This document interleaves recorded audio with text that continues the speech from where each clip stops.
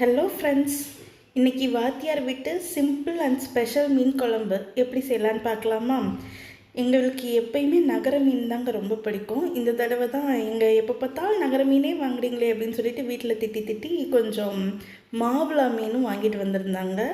மீன் ரொம்ப ஃப்ரெஷ்ஷாக இருந்ததுனால டேஸ்ட்டுமே கொஞ்சம் நல்லா இருந்துச்சு, எனக்கு பிடிச்சிருந்துச்சுங்க.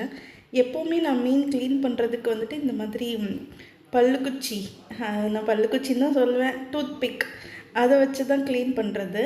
மீன் முட்டை கூட எங்களுக்கு கொஞ்சம் பெரிய முட்டையாக கிடச்சிச்சுங்க, நல்லா இருந்தது.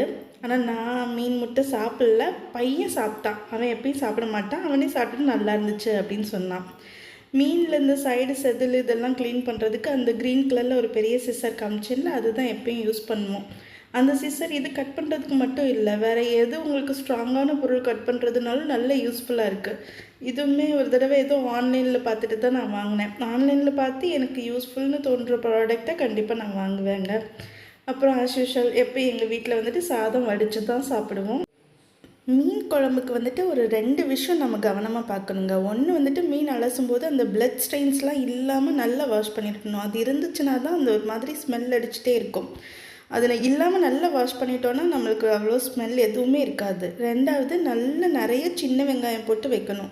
சின்ன வெங்காயம் இல்லை அப்படின்னு நீங்கள் பெரிய வெங்காயம் ஆப்ஷனாக எடுத்திங்கன்னா அவ்வளோலாம் டேஸ்ட் வராது. நிறையாவே சின்ன வெங்காயம் யூஸ் பண்ணுங்கள், மீன் குழம்பு நல்ல டேஸ்ட்டாக இருக்கும். அப்புறம் புளி வந்துட்டு நம்ம ப்ராசஸ் ஸ்டார்ட் பண்ணுறதுக்கு முன்னாடியே ஊற வச்சிடணும். அந்த புளி கூடயே நம்ம மீன் குழம்பு மசாலா, வீட்டில் என்ன நம்ம குழம்பு பொடி வச்சுருக்கோமோ அந்த மசாலாவும் சேர்த்து ஊற வச்சோன்னா இன்னும் நல்ல டேஸ்ட்டாக இருக்கும். நான் இன்றைக்கி புளியை மட்டும்தான் ஊற வச்சுருந்தேன், மசாலாவை அடுப்பில் போட்டு தான் வதக்கியிருந்தேன். அப்புறம் ஆஸ் யூஷுவல் எல்லோரும் மாதிரியும் மீன் குழம்புக்கு கடுகு, வெந்தயம், சோம்பு, சின்ன வெங்காயம், வெள்ளைப்பூடு, தக்காளி, பச்சை மிளகாய் இதெல்லாமே சேர்த்து தான் மீன் குழம்பு வைப்பேன். வீடியோஸ் பார்த்திங்கனாலே உங்களுக்கு தெரியும், நிறைய வீடியோஸ் அவைலபிளாக இருக்குங்க யூடியூப்லேயே. அப்புறம் நான் வந்துட்டு புதுசாக முருங்கைக்காய், மாங்காய்லாம் சேர்த்து மீன் குழம்பு வைக்க ஸ்டார்ட் பண்ணியிருக்கேன். மாங்காய் இந்த தடவை கிடைக்கல, பட் முருங்கைக்காய் சேர்த்துருந்தேன். முருங்கைக்காவுமே அந்த மீன் குழம்புல போட்ட முருங்கைக்காய்க்கு தனி ருசி அப்படின்ற மாதிரி தான் இருக்குது, சூப்பராக இருந்துச்சு. சின்ன வெங்காயம் நம்ம சேர்க்குறது நல்லா வதங்கணும், நல்லா வதங்குற அளவுக்கு சேர்த்துக்கிட்டிங்கன்னா டேஸ்ட் நல்லா வரும். மீன் குழம்பு எனக்கு பிடிக்கிறதுனாலேயே கண்டிப்பாக வாரத்தில் ஒரு நாள் வந்துட்டு மீன் குழம்பு எங்கள் வீட்டில் மெனுவாக வந்துடும். கறிலாம் அவ்வளோ எடுக்கிறதில்ல, அதுவும் மட்டன் வந்துட்டு ரொம்பவே கம்மி தான் எடுக்கிறது.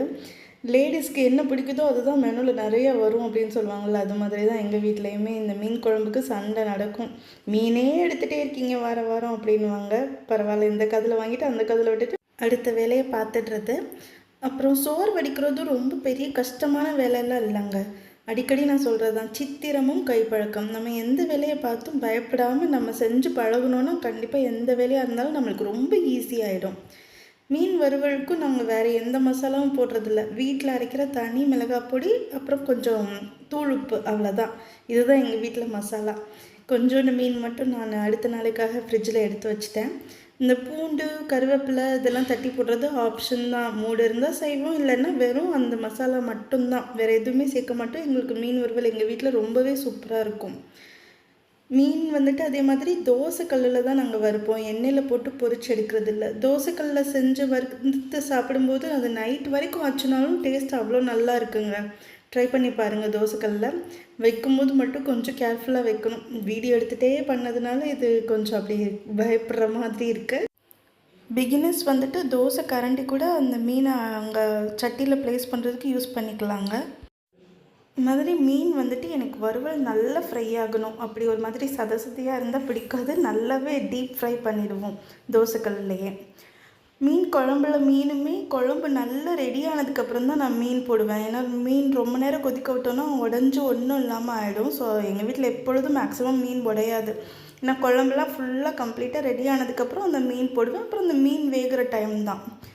தோசைக்கல்லில் நம்ம மீன் பொரிச்சோல்ல, அதுலேயும் கொஞ்சம் மிச்சம் எண்ணெய் இருக்கும், அதையுமே ஃபைனலாக இந்த குழம்போடு சேர்த்துடுறது. அதுவும் ஒரு நல்ல டேஸ்ட்டு கொடுக்கும் இந்த குழம்புல சேர்த்திங்க அப்படின்னா. அவ்வளோதான், மீன் குழம்பு, மீன் வறுவல், சுட சுட சாதம் ரெடி ஆயிடுச்சு. சாப்பிட்லாமா?